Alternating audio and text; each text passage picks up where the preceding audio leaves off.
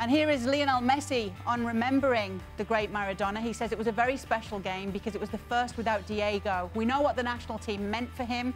Even when he wasn't present at the stadium, he was always supporting us. We wanted to give him the victory and represent Argentina as he always did.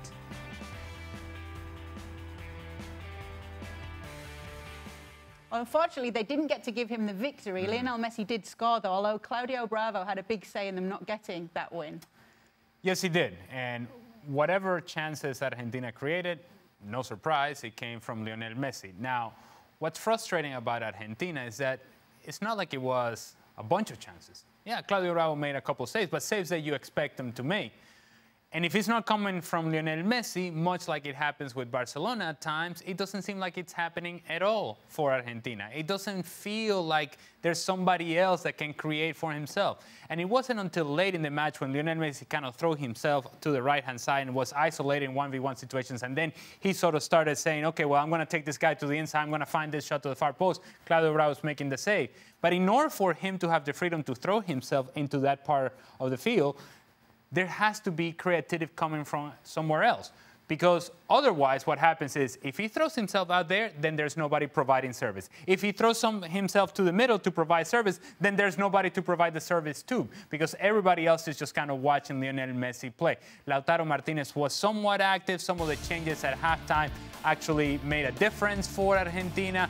And the fact that Angel Correa came on, I thought that was something different for Argentina, because then he was working the spaces underneath and he was working the spaces in the middle and allowed Messi to go and throw himself out in the right-hand side.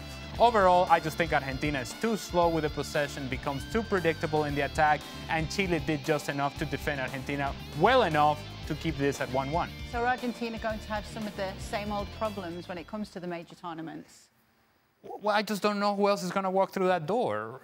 I mean, the talent is there, at least on paper, and you see the sort of season that Angel Di Maria has had with PSG, and you think, okay, well, maybe he gives them something different, maybe a different version of Angel Di Maria, but not quite what you wanted from him, and so he's taken off the field. Angel Correa comes in, did make a difference, but in the end, sadly for Argentina, and predictably for Argentina, is we're going to give it to Messi and see if he can figure it out. And so if Claudio Bravo comes up with a save, or the next goalkeeper comes up with a save against Lionel Messi, then the games will remain 1-1, 0-0, and what have you. This is not an explosive team.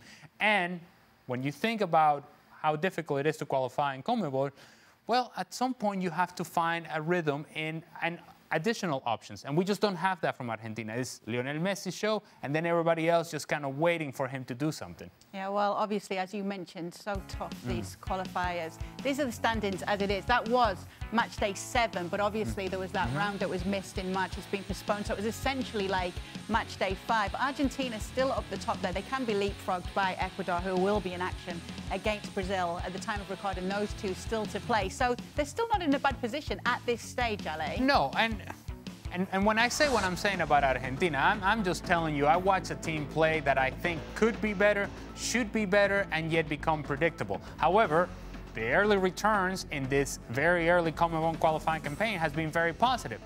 But the difference between Argentina and Colombia is not that much. And so now you go and play Colombia. In Colombia, okay, what if you lose that game? Now, that difference that we're talking about is only 2 points.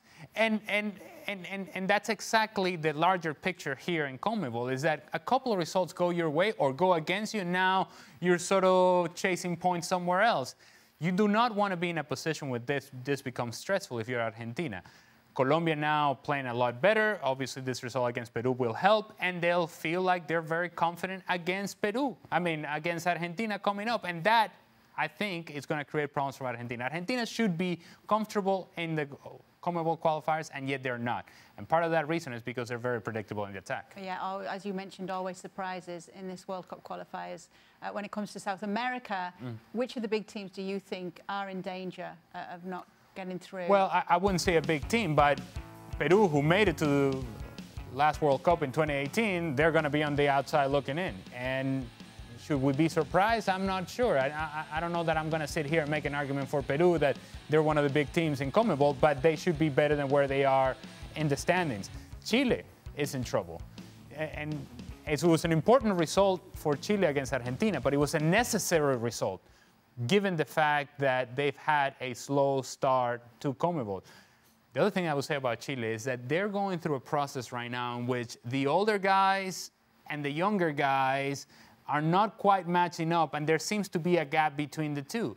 And while you have the generation of Arturo Vidal and Alexis Sanchez, you're thinking, okay, well, these are the guys that are going to carry you forward. But are they? Should they? Or should there be younger players stepping in and taking those positions? They're sort of finding themselves in a position in which they're transitioning into a younger team, but those younger players are not quite good enough right now. And so you're still depending on Alexis Sanchez, as they did yesterday.